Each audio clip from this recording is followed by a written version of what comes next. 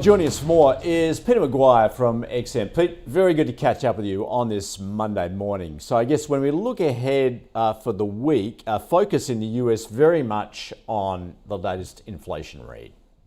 Absolutely, Andrew. Yeah, we're looking forward to those numbers dropping. We've got a big week ahead of us as far as data, and all eyes are focused certainly on inflation and how that's going to impact markets. We ended really with the Dow and S&P and NASDAQ. Not in, it was a mixed sort of bag week, but this week could be, I think, some positive tones. All right, well, we've got that chart up there with US inflation. Also get retail sales out of the States as well. What are you watching for, Pete? Yeah, we got those numbers dropping this week. I'm just making notes of those, and the retail sales. We just have to see how those numbers perform, Andrew, compared to mid-summer season, and where they're going to be an uptick or we're going to see a continual flat line. And it's just a little bit of we're waiting for those numbers, because when you think about it, that's mid-summer season in the US, and that's traditionally, when people are out and about, and they should be spending more. So we've just got to see the impact to retail sales. Of course, when we look at the broader US economy, that resilience remains there. Different story, though, when we take a look at what's going on in the Eurozone. Absolutely right. I mean, when you're thinking about it, just a quick point, Eurozone borrowing costs are at their highest since the inception of the euro. So we've got weak demand globally for their finished products, like, where they're exporting to. And you're really conscious as far as those numbers coming out of the Eurozone. 35% probability of a 25 basis point hike this week. Recessionary fears, you had those revised down GDP from 0.3 to 0.1. So we've just got to see again how they perform over the next month or so. Yeah, a lot of this tied to, so the biggest economy in the Eurozone, of course, being Germany. That's been struggling, and I guess because of its trade, particularly with China. Absolutely, yeah. All right, well, sorry, go on. And we've got a report coming out this week as far as production coming from Germany and the economic tone there, and it seems to be a one-way trip at the moment, which is to the downside. So that's not a good sign, and that's, as you said, the largest economy in Euro. All right. Well, I mentioned China there. Let's go there. Of course, we know what's going on in terms of the weakness of the economy. We've got some more data out this week as well. What are you watching for there, Pete? Well, I'm looking forward. I mean, China's an interesting tale, what we've seen in the last week as far as the big uptick on some of those property companies. You looked at Evergrande and so on, but the property sector is still a major concern, and that hasn't worked through yet.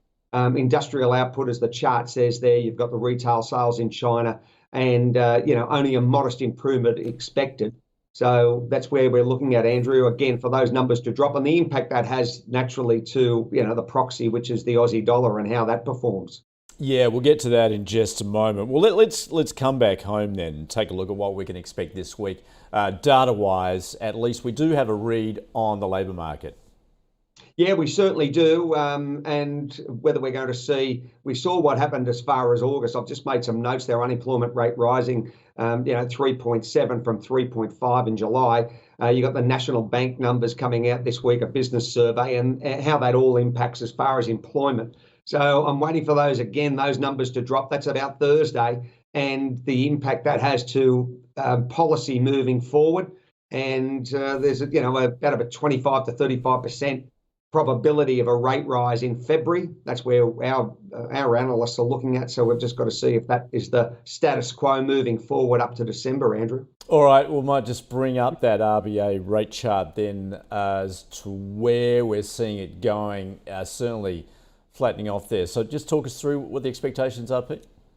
Well, you're looking around about February, Andrew. Nothing this year, and that's rolling it out to Christmas, and then a 35% chance of 25 basis points in Feb.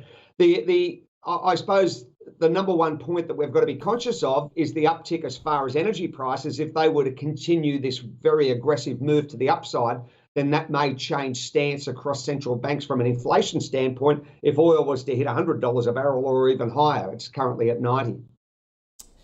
Yeah, of course, that's an interesting dynamic, what we're seeing with oil at the moment, isn't it? Because we did have those supply cuts extended from Saudi Arabia and Russia into the end of the year.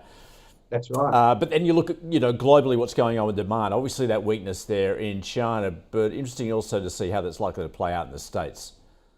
Well, they're absolutely right. So, what we don't want is geopolitical or hurricane impacts as far as seasonality to disrupt rig count in the States, or you're looking at, further escalation as far as geopolitics to create uncertainty in the market, Andrew. And they're the outliers that we need to be conscious of. So if it was to stay at the status quo, then you would be very happy that possibly prices come back from here. But a lot of analysts and hedge funds and people I talk to are all saying, they're calling 100 and it could be there by the end of the month or certainly in October. So that's something to be very conscious of and aware of. Yeah, absolutely. And now, of course, also given what we're seeing in the commodities complex, so much of that driven by the US dollar, that strength at the moment. Yeah.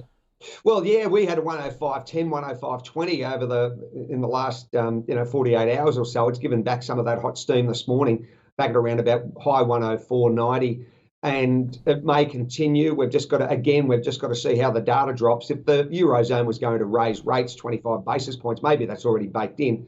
But I think it's going to be a volatile week for currencies again. I just think that, the volatility will remain, Andrew, over the next couple of weeks, and it's exciting for traders, and we've just got to be mindful of, where your stops are and how you're going to position yourself. Yep. Well, let's just check out the Aussie dollar, see where we're at the moment. Of course, it did fall below 64 last week. What are you watching for here? Well, yeah, it was down around, I made that, naughty comment, the Aussie peso, but I tell you what, it's 63.70, 63.80, 90 sort of is where it's heading. And it's a hard one to call because, again, we're waiting for those numbers to drop and see the impact as far as if there's further upside for the Aussie. But while the US dollar continues its strong trajectory north, then it really puts pressure on currencies like our own and, of course, the yen sitting at nearly 148. Yeah. All right. And Pete, what are you seeing with precious metals at the moment? What's your broader outlook? Well, it is. I mean, we have those moves, Andrew. It gets to 1960, 1970, and then all of a sudden it gives up the hot steam and it comes back to that 1930, 1940 sort of handle. So again, it's trading in a channel, but it's still. I mean, considering where the US dollar's moved, it's still very, very. They're good signs to traders. And should the US dollar come under pressure, then naturally, I think gold would rocket. So, keep an eye on it. I still haven't gone off my stance, which is you'll see the best numbers ahead of it by the end of the year. All right. Now, Pete, more immediately, locally, equity market, we're looking for a pretty flat open, essentially. What do you think? What are investors looking for now? Well, Andrew, I mean, you're coming up to earnings season. We're about, a month out from US, and we've just got to be mindful of whether we see a sell-off prior to that due to the big move that you've seen to the upside in the last 8 months, or is it a consolidation? I think that there's a time you've got to be very mindful as far as hedging your positions and be conscious that if you do see a correction, that you're allowing yourself to take advantage of that correction. And that's where I think traders are very they're cognizant of that, and that's very important. You don't want to be naked. You want to make sure that you're hedging your position.